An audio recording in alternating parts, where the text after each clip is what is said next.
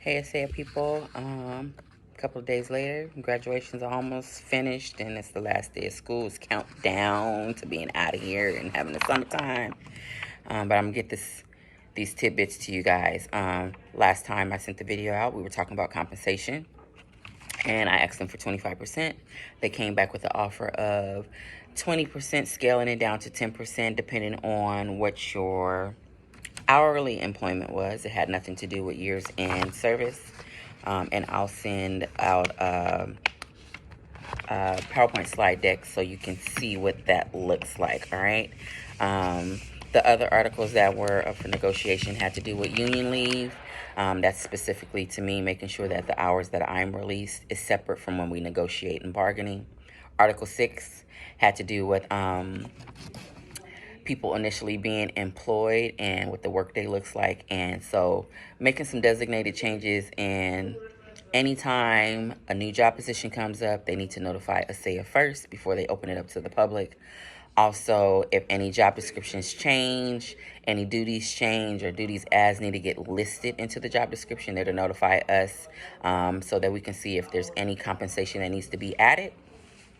And that's similar to those that have to deal with interpretation or translation for IEPs or meetings or documents. So my IAs, my OAs, and PCs are more familiar with that type of language about how it affects their daily duties or it impedes them from doing their work. So putting some language in there about any designated changes or updates, they must let us know so we can make sure you guys get compensation or figure out how we're gonna schedule it out site by site.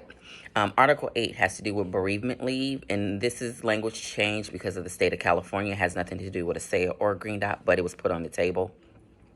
Before, unit members had the ability to be relieved for 3 to 5 days, and the 5 days had to do with leaving 200 miles or more away from your location for bereavement purposes.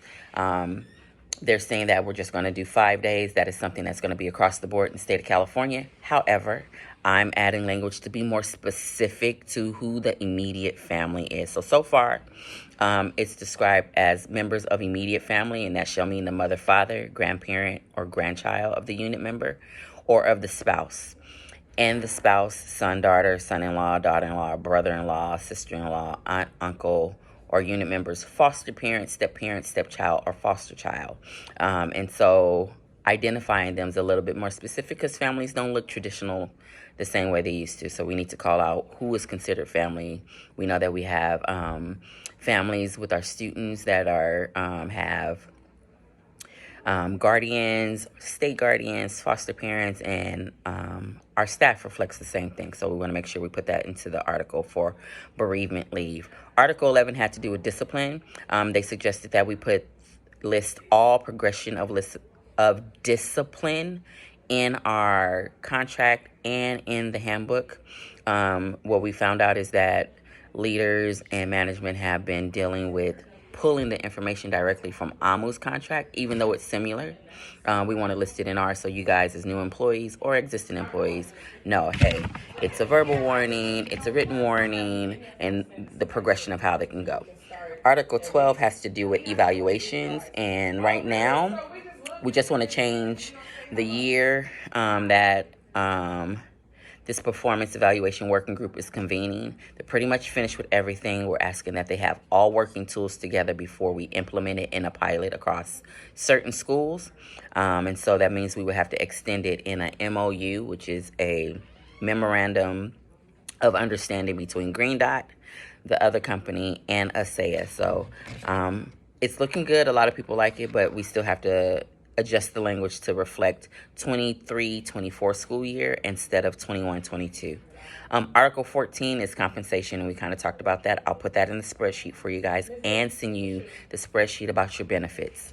The language around Article 15, safety, I kind of mentioned that there's been issues happening on all the campuses. The language that I'm looking at adding is, when addressing altercations, the goal is to de-escalate the incident without resorting to using force. Unit members shall be entitled to exercise an amount of force that is reasonable, proportional, and necessary. 1, to quell a disturbance threatening physical injury to the person or damage to the property and establishment controlling of the situation. 2, for the purposes of self-defense, if our members have to defend themselves.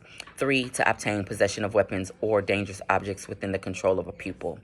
And really speaking specific to these things, because this is what my front office and CSOs have had to deal with this past school year, I want to make sure that you guys are protected, because the old language said that we needed to reach out to Green Dot upper management personnel first.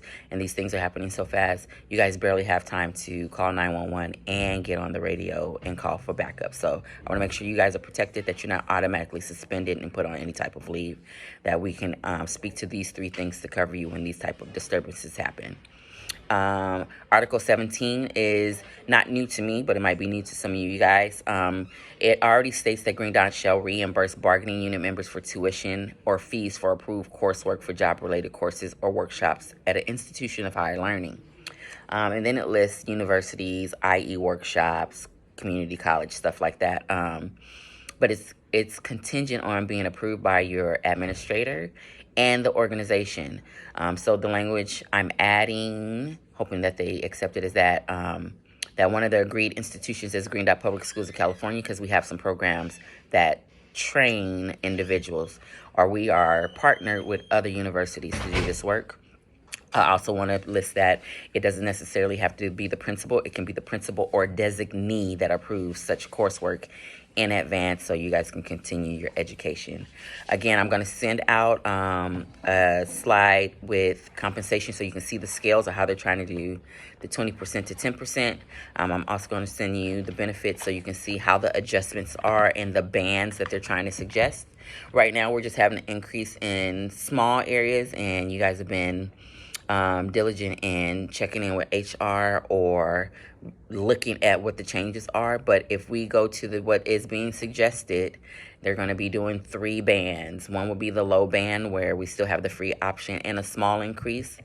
At least 50% of ASEA is a part of that band.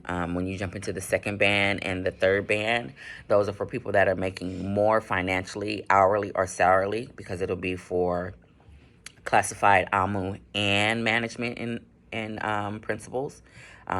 Again, most people choose the free option, but in this new thing that they're suggesting, I ask that you really read and reevaluate what you and your family needs. The organization is willing to pay for you as an individual, and then you pay for your partner or your spouse or your children or whoever is within your family cluster. That's something for you guys to really evaluate if that's something you want to move towards. If you have any questions, any comments, concerns, feel free to email myself at LaToniaLopezAnimo.org, your Vice President, Jamila McClendon, Daisy Contreras, Anthony Dunaway, Antonio Orozco, Deandra Blakely, Lavada Hall. These are all reps at various campuses. So like at Venice, at Legacy, Animo Watts, Jonte Allen, Heather Crawford, Larry McDuffie. They're all at the Locke campus. I'm at Animo Watts. Jamila's at Animo Jackie Robinson. If not, you can call me at 562-412-2232. That's 562-412-2232. And the last email I sent out, those that are asking about unemployment, please read those bullets. You have the right to apply. EDD will establish whether you are approved or not. You are totally responsible on reporting your truth, whether you're working full-time, part-time, so that they can accurately compensate you. All right? You guys have a good summer, and I'll see you next year.